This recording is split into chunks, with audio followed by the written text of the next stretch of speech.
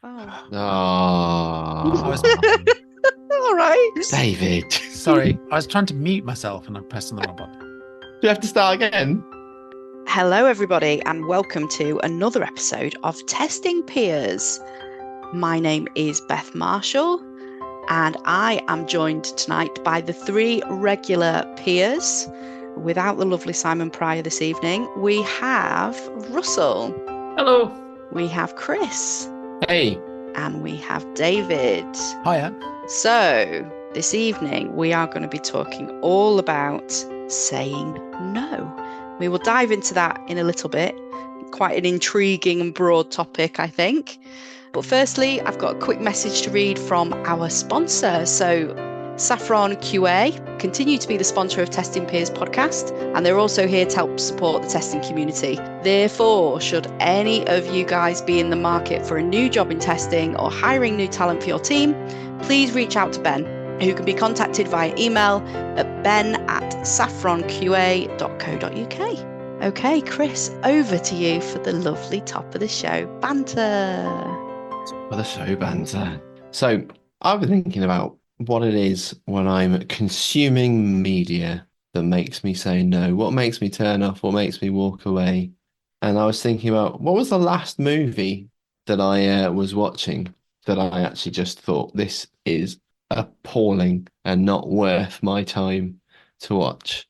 There's a lot that come on telly, so I'm not going to really include those things. I went to the cinema, I paid my hard-earned cash. I went to watch Aliens versus Predator 2 Requiem, and it was one of the worst movies I've ever seen in my life, and I left after half an hour.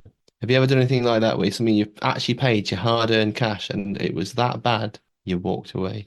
I haven't ever walked out of something, even though I've paid for it. There are two things. We had a reading club at work and they recommended a book. I persevered with it. I can't remember what it was called, but it was just atrocious. And I persevered with it.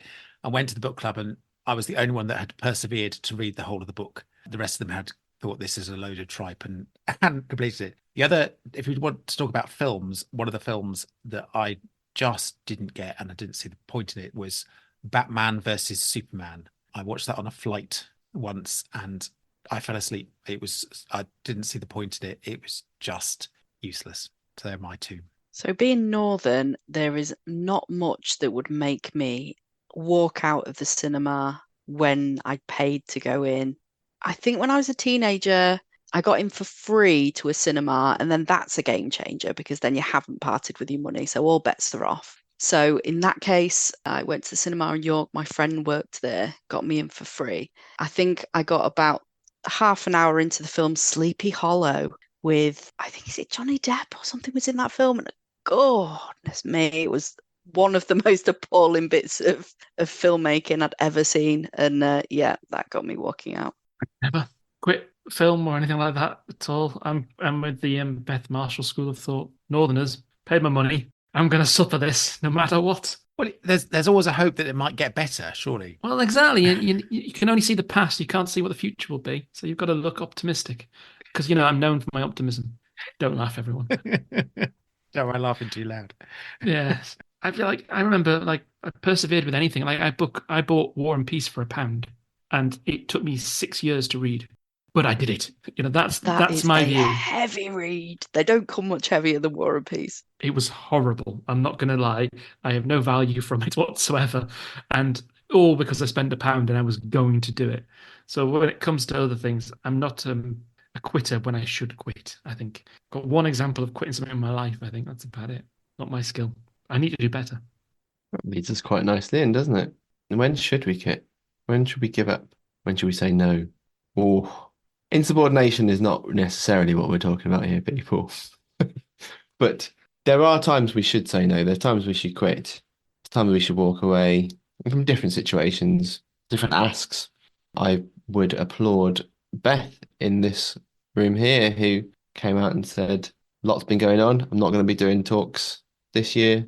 Stepping back, right thing to do. Okay? That's a really important thing to do.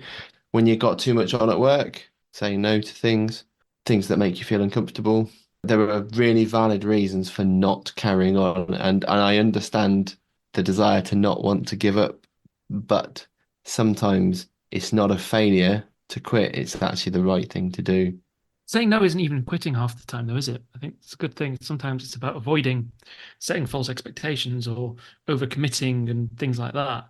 Knowing your limits it's not a skill that I've ever seen ever asked for, but it's a really valuable skill. And knowing that you're at your peak, you've got your max capacity, or it's not appropriate for you to do it, or you're not the right person, saying no in a constructive way is a skill that I think leaders need, if I'm quite honest. And I think obviously it works for people who aren't leaders too.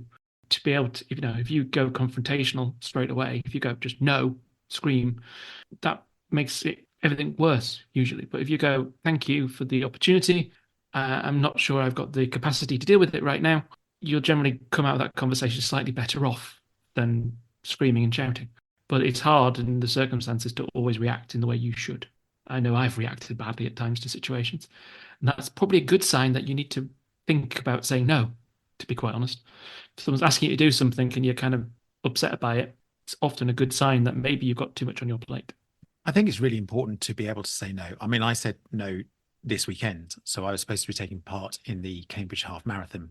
Basically, I hadn't done enough training. I could get around. I know that I could do 20K. I run into work. I have run into work fairly recently, but I hadn't trained. It's only the last few weeks, so I was doing it because I could get around, not because I felt good in doing it. So I deliberately said no, I'm not going to do it because I don't feel in a good place in order to do it for various reasons. I wasn't doing the training. And I've also done that in work. When I feel overwhelmed, we often as leaders want to help out as much as we can. We want to take on as much as we can.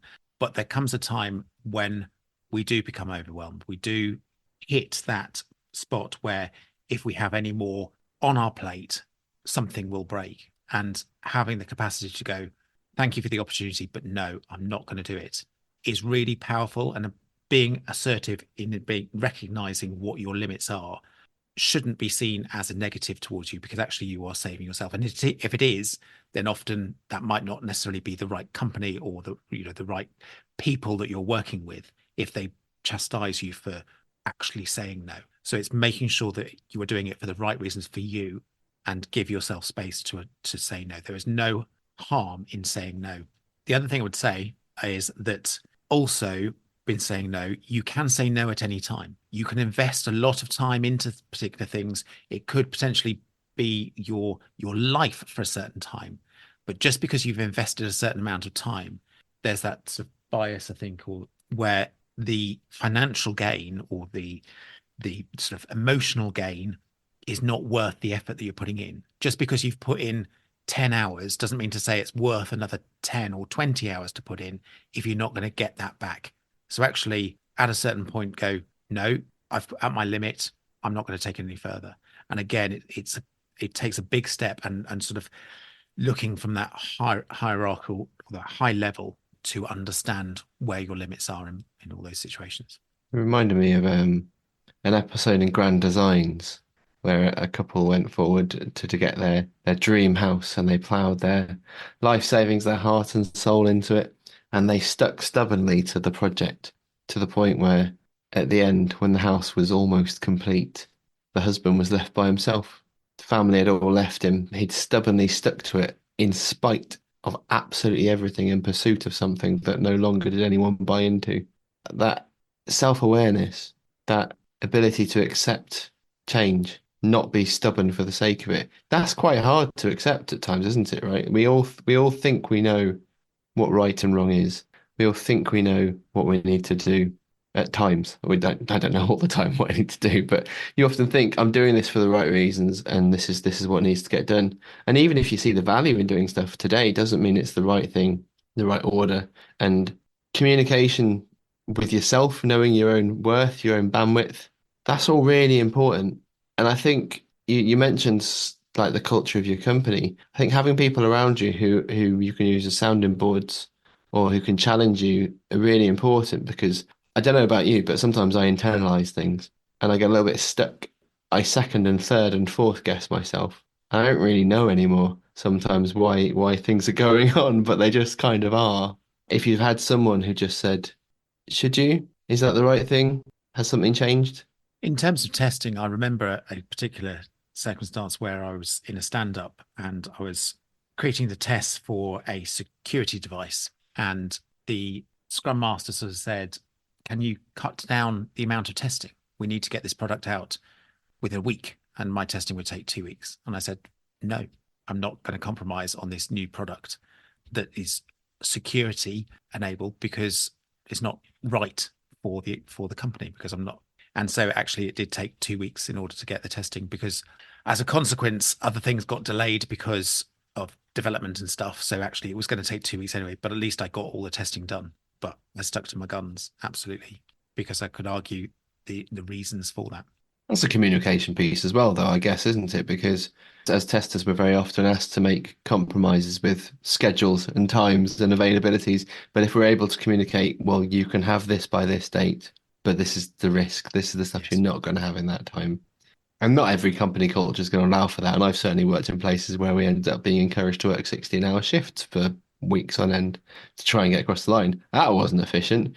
And I got really, really ill as a result of it. But it shows, again, that's not just self-awareness, then that's awareness of your wider context, isn't it? And understanding your product and the risks and being able to communicate those things is quite important, because you don't want that thing of, I'm going to have let everybody down if.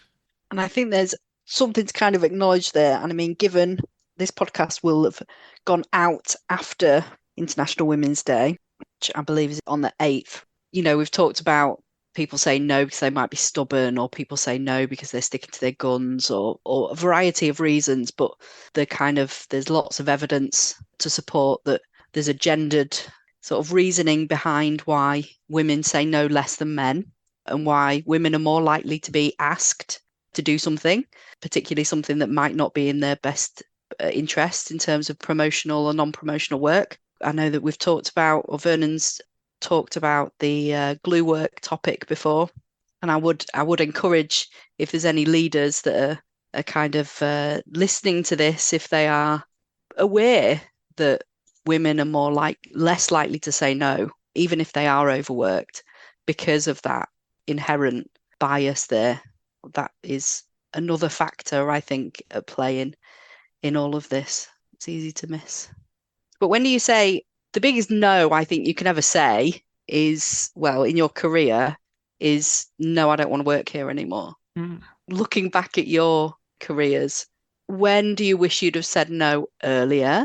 Or what's the right way to say no, the ultimate no? Well, I think the ultimate no is quitting, is leaving a job in ultimate sense. Like, you can say different things, you can give feedback, you can try and make changes, you can do other things.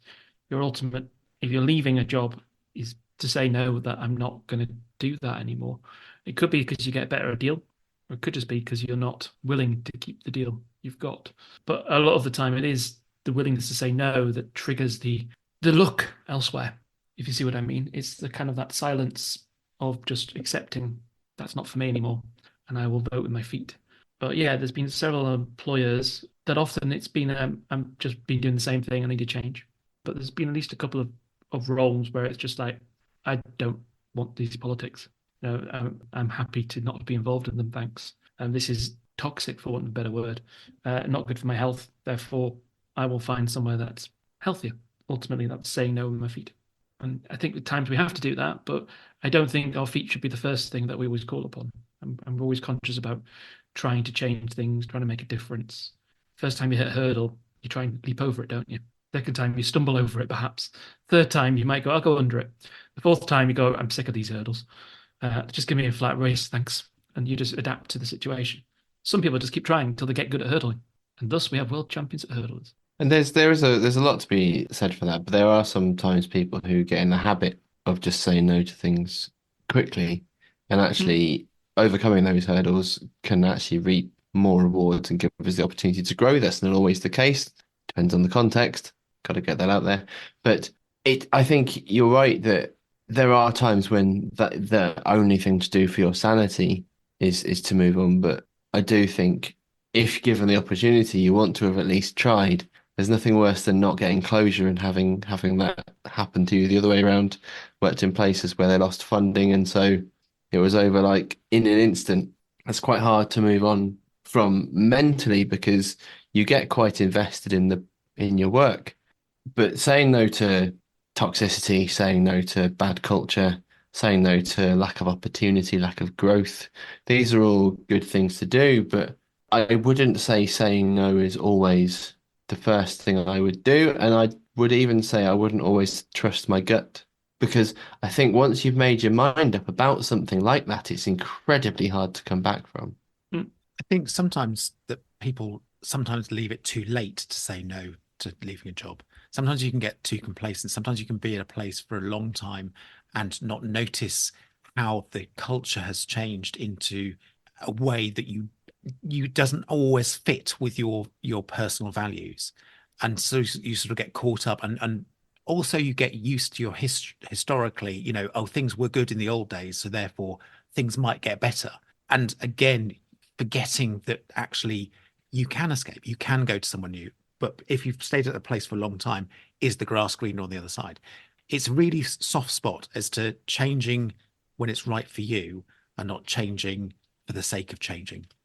This is one of the reasons why I know this podcast will also have gone out after testing PeersCon, which I'm sure will have been an enormous success. But it's one of the reasons that I love conferences because you always get a lot more honesty from people on what is going on in their world when you can see them in front of you and it's not a recorded call and it's just a small chat you're having with people and you can really get a feel for what people's fears are, what's bothering people, seeing the kind of the real picture of how people are doing and feeling and spot the patterns as well. You'll often find that the grass isn't as green as a lot of companies kind of media projections have it when you speak to their employees at a conference and you think, oh, well, right, okay. Yeah. You're right. The amount of times the grass isn't always greener. Knowing the difference there and fighting is probably the wrong language to use, but challenging maybe is a better language. Challenging certain things because it's like one bad apple in a group can change environments and there's allies out there and other things. So, saying no can often be a kind of a sign of strength. It can show others that kind of actually this isn't okay. Everyone accept things until someone stands up and says, hang on a minute, that's not quite right. I've recently challenged several people about kind of use of language or behaviors where I've worked towards our values and other things. It's just because my view as a leader is you need to give feedback. You need to give candid feedback. So people know, people are aware, and that helps you get to a place where you don't want to say no. But also you've got to stop asking people to do everything all the time. You've got to see their workload. You talked about conferences getting true feel. I think there's a certain amount seeing people in person or having the right techniques if you're remote to do that, like camera on, speaking to people at appropriate levels of one-to-ones. That's about the person, not delegating a task or responsibility. So actually you can see whether someone is at breaking point. I know that one of the things I've learned to do, and it's a learned behavior, is I start signposting early now that I've got a lot on my plate. It's like, oh, I'm not sure I'll be able to do that. And I still do things, but I go into much more of I'm really busy at the moment. I've got a lot of emails. I'm struggling to get to these things. I start vocalizing my feelings earlier to signpost to people that actually is getting to that point. Be careful what you ask for. People that pay attention will notice. People that don't will just keep throwing things at you and hope it sticks. But it means that some of the burden's off me. I have colleagues come to me and go, I can do that for you, or I don't mind. And it does help you not get to a point where you feel it's no or that's it, if you know what I mean. It's not perfect. If you've got good bosses, they'll notice it. If you've got good colleagues, they'll notice it. And if you do it all the time, that also can become a negative. You become the person that's always complaining. So you've got to find the right balance to these things. But I do think there's something about visibility, and you can't show everyone your inbox. You can't show how many meetings you're in every day. It's not a competition. But you can kind of start saying, like, unfortunately, I haven't got a space till next week in my calendar. That's a sign. That tells you something's not quite right in most of our roles. If we say that, yeah, my next available slot for half an hour is on 3 weeks' time. Something has gone very wrong with your workload. I agree. I vocalize my limits, I would say. But again, as you say, Russell, it depends on who the people are as to whether they recognize the signs, and sometimes they don't. I was going to ask two questions. First one being, how do you best say no to other people? And my second question is, how do we react when people say no to us? So because I'm a kind of completer finisher by nature, if someone asks me something, I want to give them a response quite quickly. And out of courtesy, I think it's much better to decline something straight away than to say yes out of politeness, only to change your mind later down the line. I just think that's so much worse for you and for them because you've got it hanging over you as this thing that you feel like you're probably going to abandon anyway, and they've got an expectation you're going to do something for them. It's much easier to say, I'm really sorry, I can't do that right now, and here's why. And it's not about you, it is about something that other things that I've got going on. So, when Chris talked about the fact that I've had to focus on my day job so much this year and taken a conscious step back and kind of signposted publicly, look, I am not going to be around to do as much community stuff, and I'm sorry, but that's the way it is. No one's given me any problems about that. You just have to be upfront with why you're in the position that you're in, and people are generally fine about it. I think if you're hearing no's from people and there's a good justification for that, I don't see how as a leader you could really respond anything other than sort of acceptingly and encouragingly of that. And I think if you're supportive of people when they do put their foot down and say no for something, and that's sort of against their character to do that. I know in the Testing Peers Slack we've got the room the channel that I probably like the most is the I said no room, where you can kind of just have a moment to say, I said no to something, and sort of celebrate it, because we can all very, very easily get caught up in that. But it's a good opportunity, but it's whatever, I should say yes to everything. And actually, sometimes it's better for everybody if you say no, preferably as early as possible. I feel quite seen with some of these things. Sometimes it sort of taken back to sort of the childlike status when your parents are trying to get you to do something and all you want to do is be anywhere but in this conversation. So you'll even agree to say yes just to get out of this conversation. And I've certainly been caught like that in the workplace where people are bombarding you with things to do, and you're like, yeah, I see the value in that. That's cool. You'll take a note of it. You'll write it down just to get out, and then you're not going to be able to do it. And you're going to disappoint them. You're going to be late, and maybe you'll get a reputation for being late. But also, it's just like in that moment in time, you're tired. And sometimes not saying no in that instant is easier just to be able to get out. Because sometimes you're so tired, it is exhausting. Like the strength in saying no should be applauded, should be encouraged, but it's not so easy. And there are leaders and managers and people that ask things of you that are very hard to say no to. And sometimes, you'll think, I'll just deal with disappointing them. Oh, well, I've just got to deal with that. Whatever the consequences, that's a later problem. And sometimes when you're tired, you're not going to get less tired by creating later problems. But sometimes it is genuinely survival, isn't it? And so I use that feeling of how crap I feel when I'm in that sort of situation, sort of fuel the way I am with people where I have influence over their workload and things. I actively encourage people to not do that thing. Don't stay late tonight. Do log off. Do talk to your family. Don't send that thing on Sunday. No one's gonna be sad if you don't send that until 10 in the morning on Monday.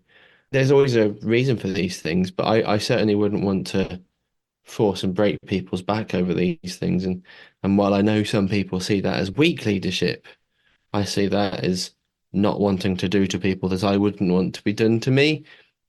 I think that's more important that I can feel better about how I am with my team. I think hopefully it's a good standing point that most of the direct points reports that I've ever had in my career, I still talk to on a regular basis, even though we don't work together anymore. I think that's, for me, more important than did I get that thing done years ago that I can't remember now. I think you highlight a good point there, is that sometimes we should consider whether we have the capacity to do a particular task. And if we're tired or overwhelmed, then actually we might not put our best into it. So therefore we might get a reputation of not being that completer finisher that we have destined to be, or done it to the high enough standard that we put ourselves into. And so actually we're letting ourselves down. So therefore it may be better to go no, as Beth said, as early as possible, to give someone else a chance to do it their way than us to do a mediocre job, and for us to then feel worse about ourselves by saying yes, I'll do it, than if we'd said no and forgotten about it. Yeah, very true. So should we just say yes? The answer to that is no, clearly. No. Gotta set the jokes up and knock them out. God, this is terrible. Saying no is a dark art, isn't it? It's not an easy thing to do. No matter what the context that we've talked about here tonight, it is a hard skill to master at many times. We should celebrate it. We should, speak to our colleagues when they kind of recognize it. We should, reward it. We should remind people of the positivity of it in the right way. Like anything, if anything can be done badly, it's something that I've done well. It's really, very, very valuable. As has been highlighted before, it's saying no for the right reasons. And if it's psychologically safe and you can be totally honest, then so be it. You should be able to be honest and say no and give your legitimate reasons for saying no.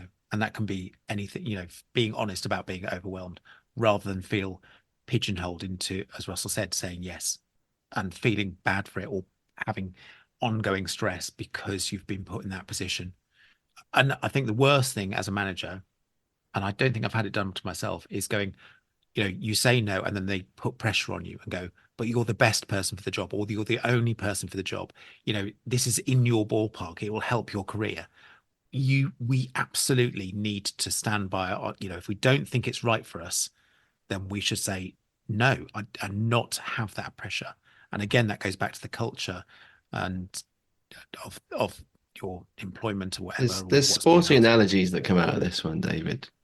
There's always a sporting analogy. Love a sporting analogy. So are you sitting comfortably? I was listening to a podcast where they were talking about young footballers in Brazil, and these footballers rack up the minutes in their really mid to late teens, and the reason is because the consequences to the clubs of these young kids' burnout, it's not going to affect them. They make money from getting a young kid into one of the big European teams. And so they have teenagers, like 18-year-olds who played like 200 games and like many, many minutes. You'll probably all know the footballer Ronaldo. His knees were knackered.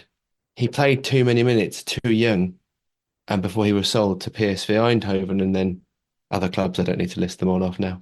But he got ruined at a very, very young age. And a lot of that potential that he had he been nurtured and looked after, and young sportsmen and women, as they're developing, their body's growing and they're getting that strength and stuff. If you overstretch at a young age, you'll burn out at a younger age. And a lot of these people that burn really brightly early in their career, they fizzle out.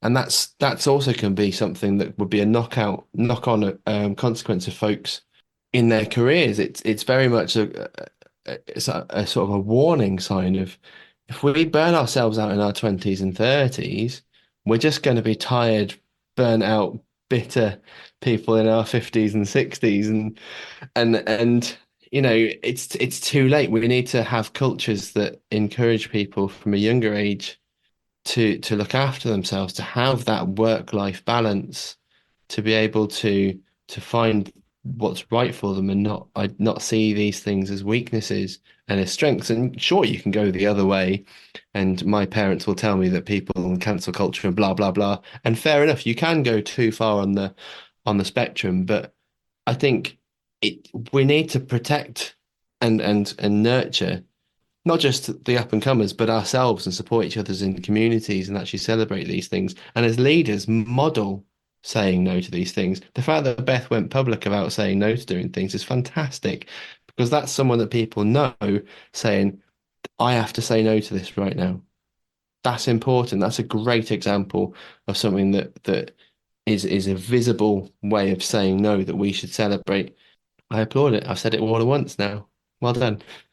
It doesn't stop me being the most guest host on Testing Peers, though. That's more competition driven though, isn't it, Beth? It is 100%. Sorry, Shay.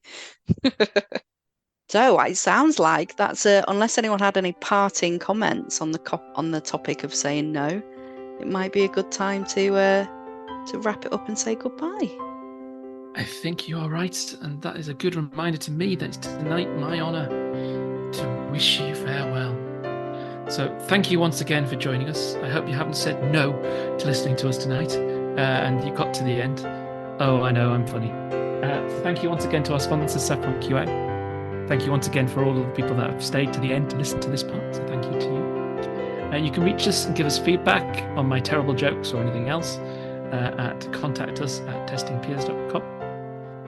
You can see us on social media. We'll be on LinkedIn, Twitter /X, and some other places that we can't remember anymore. So you can tell what we're active on. So thank you very much for listening to us. We've been the Testing Peers. Good night, good evening, good day, good morning. For now, it's goodbye from the Testing Peers. Goodbye.